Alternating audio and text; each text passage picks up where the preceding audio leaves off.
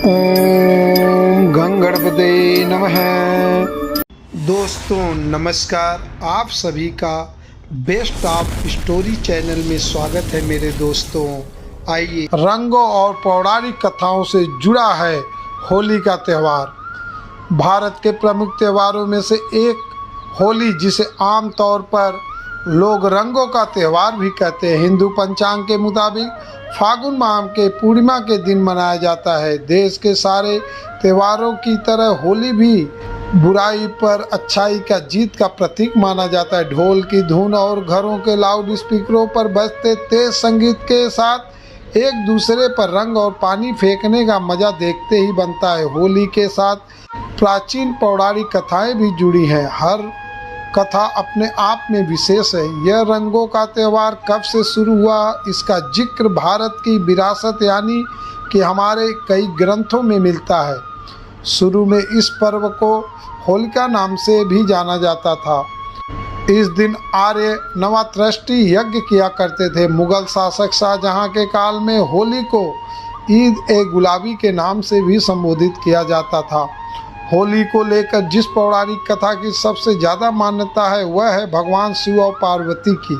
पौराणिक कथा में हिमालय पुत्री पार्वती चाहती थी कि उनका विवाह भगवान शिव से हो, लेकिन शिव अपनी तपस्या में लीन थे।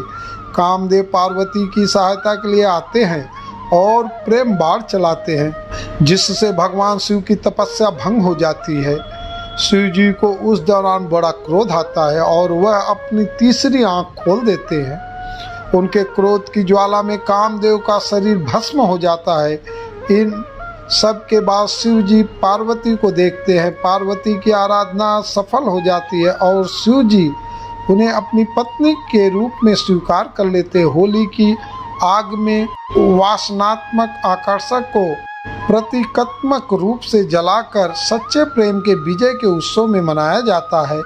वहीं दूसरी पौराणिक कथा हिरण्यकश्यप और उसकी बहन होलिका की है। प्राचीन काल में अत्याचारी हिरण्यकश्यप ने तपस्या कर भगवान ब्रह्मा से अमर होने का वरदान पा लिया था। उसने ब्रह्मा से वरदान में मांगा था कि उसे संसार का कोई भी जीव जंतु, देवी देवता, राक्षस या मनुष्य रात दिन, पृथ्वी, आकाश, घर या बाहर मार ना सके। वरदान पाते ही वह निरंकुश हो गया। उस दौरान परमात्मा ने अटूट विश्वास रखने वाला प्रहलाद जैसा भक्त पैदा हुआ। प्रहलाद भगवान विष्णु का परम भक्त था और उसे भगवान विष्णु की कृपा दृष्टि प्राप्त थी। हिरण्यकश्यप ने सभी को आदेश दिया था कि वह उसके अतिरिक्त किसी अन्य की स्तुति न करे, लेकिन प्रहलाद नहीं माना। प्रहलाद के न मानने पर हिरण्यकश्यप ने उसे जान से मारने का प्रण लिया। प्रहलाद को मारने के लिए उसने अनेक उपाय किए, लेकिन वह हमेशा बचता रहा। हिरण्यकश्यप की बहन होलिका को अग्नि से बचने का वरदान प्राप्त था। हिरण्यकश्यप ने उसे अपनी बहन होलिका की मदद से आग में जलाकर मारने की योजना बनाई। होलिका प्रहलाद को गोद में लेकर आग में जा बैठी। हुआ यूं कि होलिका ही आग में जलकर भस्म हो गई और प्रहलाद बच गया। तभी से होली का त्यौहार मनाया जाने लगा। इसके अलावा तीसरी पौराणिक कथा है भगवान श्री कृष्ण की, जिसमें राक्षसी पूतना एक सुंदर स्त्री का रूप धारण कर बालक कृष्ण के पास आती है और उन्हें अपना जहरीला दूध पिलाकर मारने की कोशिश की। दूध के साथ बालक कृष्ण ने उसके प्राण भी ले लिए। कहा जाता है कि मृत्यु के पश्चात पूतना का शरीर लुप्त हो गया, इसलिए ग्वालों ने उसका पुतला बनाकर जला डाला, जिसके बाद से मथुरा होली का प्रमुख केंद्र रहा। होली का त्यौहार राधा और कृष्ण की प्रेम कहानी से भी जुड़ा है।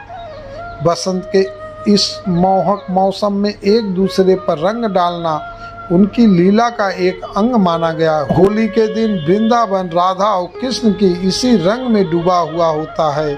तो दोस्तों, होली क्यों मनाई जाती थी, यह थी इसकी कथा। दोस्तों, आइए जानते हैं इस साल होली की सही तारीख और शुभ मुहूर्त क्या है। पूर्णिमा तिथि फागुन पूर्णिमा को होलिका दहन और इसके अगले दिन होली मनाई जाती है।